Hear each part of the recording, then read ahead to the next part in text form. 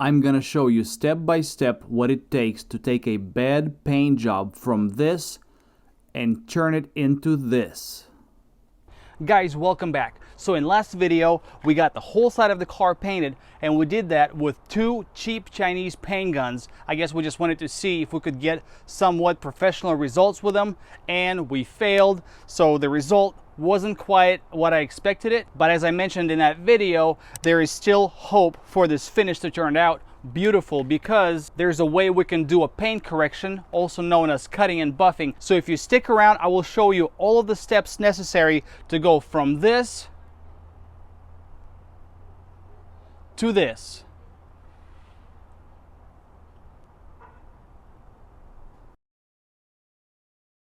So I normally start sanding the finish with some 1500 grit sandpaper, then I step it up to some 2000 and finish my sanding off with some 3000 grit. So generally, to achieve the flattest finish possible, I start off with 1500 grit paper on the flat block, and I start working all of the areas that are flat, that don't have any curves to them.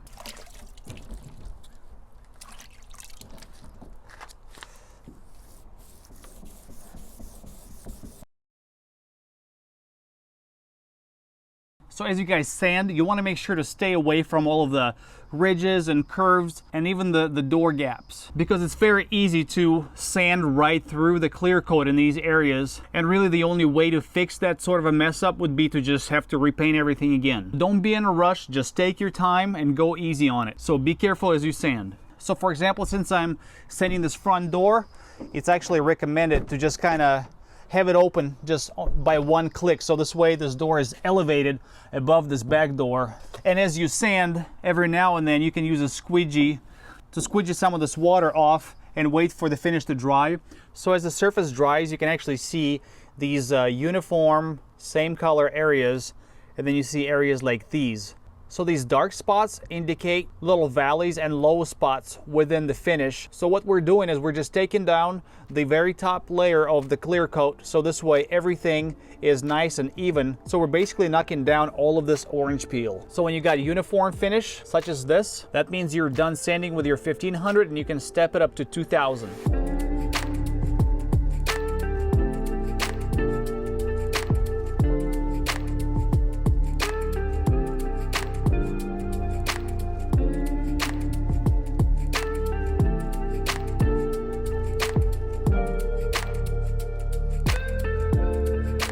1500 grit sandpaper is pretty rough, and what it does, it basically just levels out the surface, but it does leave pretty thick scratches behind it, and that's why I follow up with 2000 and 3000 grit paper. Now the 2000 and 3000, they don't necessarily do much sanding, they mainly just refine the deeper scratches that 1500 leaves behind.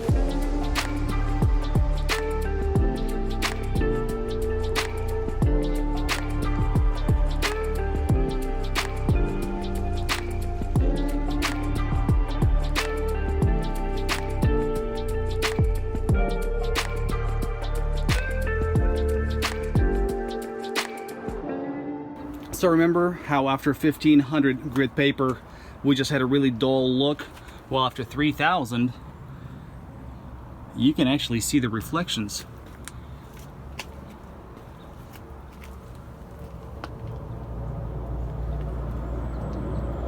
Yeah, so the 3000 really cleans things up nicely. So then buffing the finish out gets really, really easy.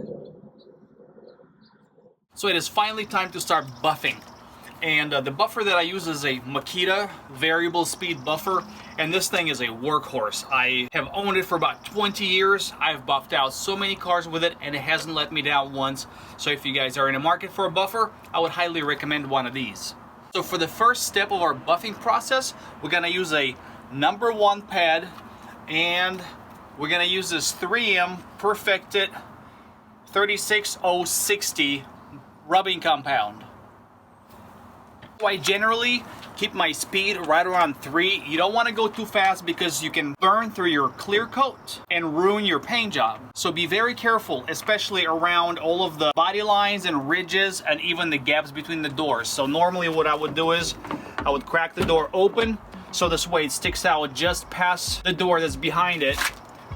And I also like wearing a dust mask, because what happens when this rubbing compound dries, it turns into a real fine powder that gets airborne. You just don't want to be breathing that stuff.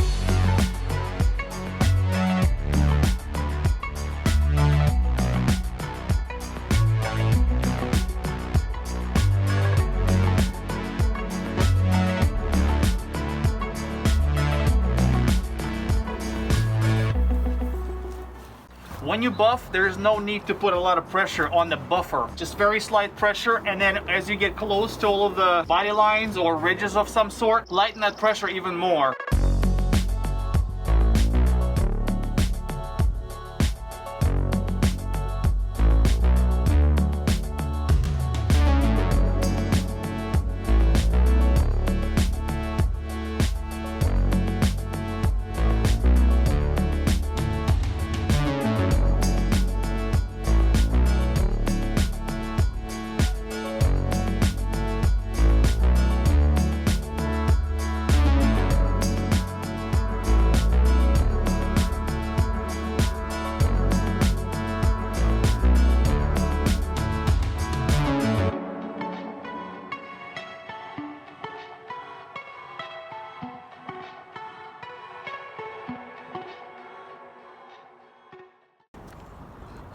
And at this stage we are about 95% there.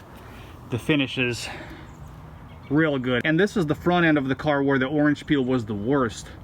Now if you look at it, everything looks perfect. And then these little specks that you're seeing, that's just the rubbing compound that turned to powder. So step number 1 did most of the cutting. It cut all of that haze off and brought back the shine. But now we have to polish that shine out because the first cut was really rough. So if we had direct sunlight, you would see a lot of the really heavy swirls. And this is where step number 2 comes in. This step is going to polish everything out. And this is the polishing compound that I use.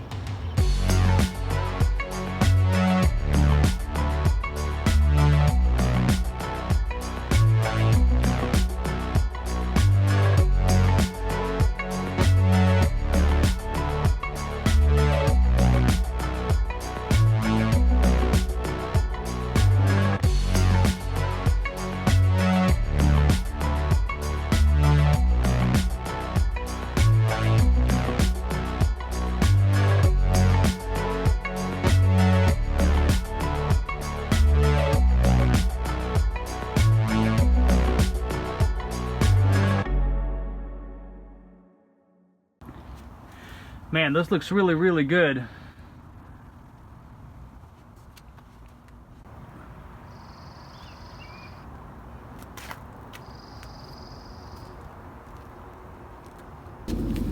And now this brings us to step number 3, and it's literally bed number 3. And the rubbing compound that I'm using is this, and it's supposed to remove ultra fine scratches. So this step will remove scratches that you would normally only see on darker colored cars in direct sunlight. Even though I used a polishing pad before that, still you will see those swirl marks. So this step is a must if you want to have a perfect finish on a darker colored car.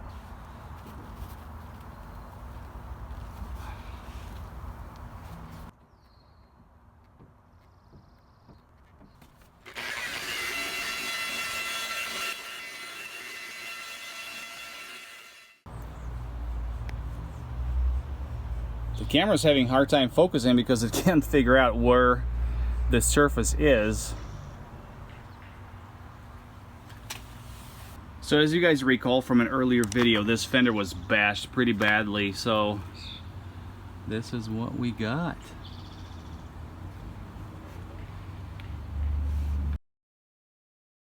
And then this quarter panel was bashed in pretty badly as well, and I already got it cut and buffed.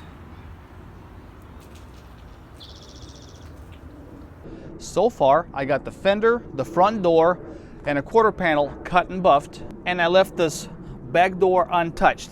So this way you can see the difference side by side as to what cutting and buffing does. I'll be honest with you, cutting and buffing is one thing that I kind of dread doing because it is a lot of work, especially sanding down the clear coat.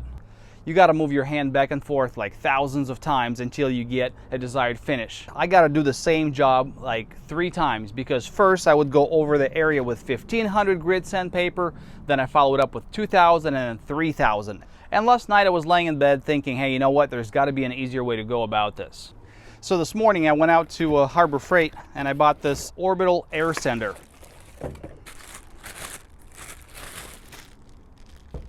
This thing's pretty heavy and it's got a foam pad at the bottom, but obviously this thing is not made for wet sanding. And I figured if this thing just doesn't like water and it craps out on me, it's not a big loss because I only spent $26 after tax on this, so no big deal. And now I just set up my hose for a constant flow and I can start sanding.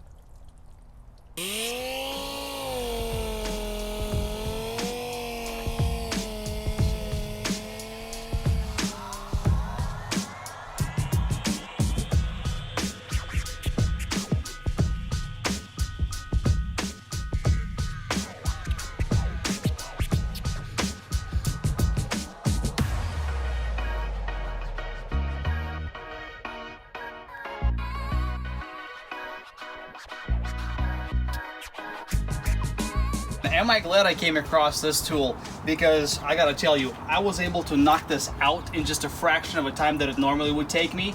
So everything is done on this door as far as sanding and all 3 stages of buffing. Now if I didn't have this thing, I would still be sanding. And now it is time to slap this thing back together.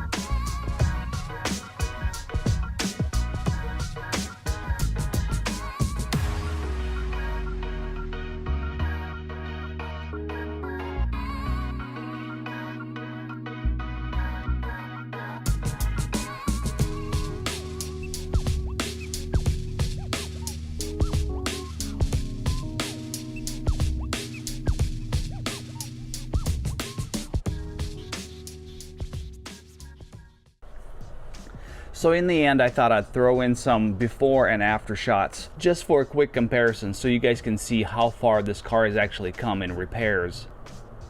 This was not an overly difficult project, but it was a project nonetheless. It was fun and I'm glad it's done.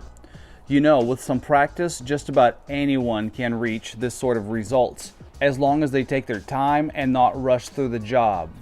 I normally don't do too much of cutting and buffing because whenever you use a good professional paint gun, you usually end up with a pretty good finish that has just enough orange peel to match the factory finish. So the only time I ever get my buffer out is whenever I have a little bit of dirt or a bug that got into my clear coat and I have to fix that real quick, but that's about it.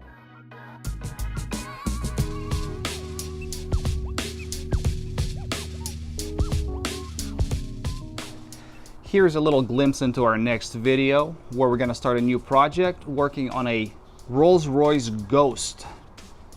This door suffered some severe damage and we are going to fix it because replacing this door would be really expensive. And I mean like $5,000 to $6,000 for a used door type of expensive. And if you think I'm going to replace this quarter panel, you're wrong, because I'm going to fix it, because once again, parts are really expensive, so everything is getting fixed. And if you guys are interested in any of the tools that I used in this video, I will leave the links to them in the video description down below. As usual, I hope you guys liked the video. Now, I'd like to find out, is your workflow about the same as mine? Do you do things quite a bit differently than the way I went about doing my cutting and buffing process? I would really like to find out. So why don't you let me know in the comment section down below. And as usual, I would really appreciate it if you guys hit that like button because that does help out the channel. And also go ahead and subscribe if you haven't already. And I'll be seeing you all in the next video here real soon.